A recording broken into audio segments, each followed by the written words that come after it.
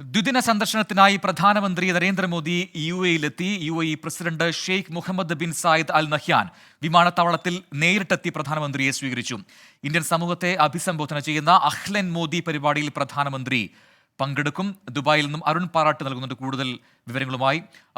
അരുൺ, നരേന്ദ്രമോദി യുഎഇയിൽ എത്തിയിരിക്കുന്നു. വലിയ സ്വീകരണം, ഊഷ്മളമായ സ്വീകരണം പ്രധാനമന്ത്രിക്ക് അവിടെ ലഭിച്ചു. ഒപ്പം ഇന്നത്തെ ഇനിയുള്ള പ്രധാനമന്ത്രിയുടെ പരിപാടികൾ അത് എന്തൊക്കെ? പ്രജിൻ, ഇതിന് സന്ദർശനത്തിനായി പ്രധാനമന്ത്രി നരേന്ദ്രമോദി ഇന്ന് പ്രാദേശിക സമയം 3 മണിയോടെയാണ് യുഎഇയിലെത്തിയത്.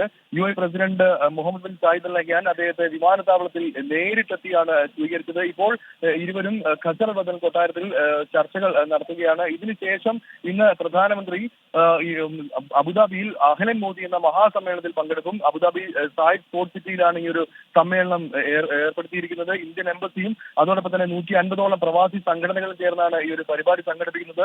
ഉച്ചയോടുകൂടി തന്നെ ഇവിടെയുള്ള കലാപരിപാടികൾ ആരംഭിച്ചു കഴിഞ്ഞു. 800ഓളം പ്രവാസി ഇന്ത്യക്കാരാണ് ഈ ഒരു കലാപരിപാടികൾക്ക് ചുക്കാൻ പിടിക്കുന്നത്. വിവിധ സംസ്ഥാനങ്ങളുടെ പ്രതികരണങ്ങളായി ഉള്ള ഘോഷയാത്രയടക്കമാണ് ഇപ്പോൾ പുരോഗമിക്കുന്നത്. ഇന്ന് വൈകിട്ട് 6 മണിയോടെയാണ് പ്രധാനമന്ത്രി നരേന്ദ്രമോദി ഇവിടെ എത്തുക. യുഎഇ പ്രസിഡന്റ് പ്രധാനമന്ത്രിക്കൊപ്പം വേദിയിൽ ഉണ്ടാകുമെന്നാണ് നമുക്ക് ലഭിക്കുന്ന സൂചന. രാത്രി 11 മണിവരെ ഇവിടെ പരിപാടികൾ തുടരും. ഇന്നത്തെ പ്രധാനമന്ത്രിയുടെ യുഎഇയിലെ പരിപാടികൾ അതാണ്. നാളെ അദ്ദേഹത്തിന് 2 പരിപാടികളാണ് ഉള്ളത്. രാവിലെ ദുബായ് ഗ്ലോബൽ ഗവൺമെന്റ് ഉച്ചകോടിയിൽ അദ്ദേഹം പങ്കെടുക്കും. അതോടൊപ്പം തന്നെ അബുദാബി ബാബ്സ് ക്ഷേത്ര സമർപ്പണവും നാളെയാണ്. വൈകിട്ടാണ് സമർപ്പണ ചടങ്ങുകൾ നടത്തുക. വൈകിട്ട് 4 മണിയോടുകൂടി തന്നെ പ്രധാനമന്ത്രി നാളെ ബാബ്സ് ഹിന്ദു ക്ഷേത്രത്തിലെത്തും. ഉച്ചയ്ക്ക് 2 മണി മുതൽ തന്നെ ചടങ്ങ് നടക്കുമെന്നാണ് നമുക്ക് അറിയാൻ കഴിയുന്നത്.